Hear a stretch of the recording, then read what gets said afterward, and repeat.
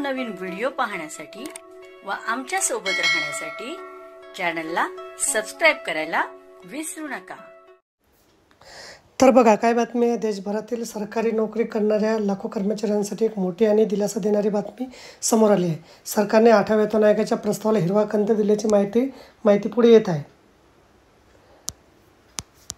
जर सगळं नियोजन ठरल्याप्रमाणे पार पडलं तर 1 जानेवारी 2026 पासून नवीन वेतन आयोग लागू होईल असे शक्यता वर्तवली जात आहे। म्हणजे 2026च्या सुरुवातीपासूनच सरकारी कर्मचाऱ्यांचा आणि पेन्शनधारकांचा वेतनात मोठा बदल दिसून येणार आहे।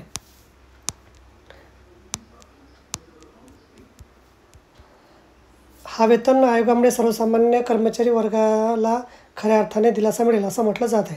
आतापर्यंतची चर्चा पाहता फिटमेंट फॅक्टर सध्याचा 2.57 वरून 2.86 पर्यंत वाढवण्याची शक्यता आहे।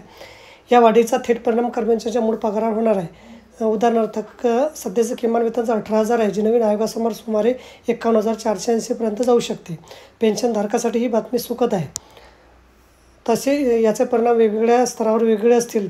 लेवल 3 वर असलेल्या कर्मचाऱ्यांना सध्याचा पगार 57,456 असून तो थेट 74,845 पर्यंत जाऊ शकतो। त्याचबरोबर लेवल 6 वर कार्यरत असणाऱ्या कर्मचाऱ्यांचा सध्याचा पगार 53,760 वरून सुमारे 1.2 लाखापर्यंत जाऊ शकतो। त्याप्रमाणे 2800 ग्रेड पे असलेल्या कर्मचाऱ्यांचं पेन्शन सध्याच्या 15,700 वरून जवळपास 30,140 पर्यंत जाऊ शकतं। लेवल 6 आणि 4,200 ग्रेड पे निवृत्त झालेल्या कर्मचाऱ्यांना सध्या मिळणाऱ्या 26,450 पेन्शनऐवजी आता 54,624 पर्यंत वाढ मिळू शकते।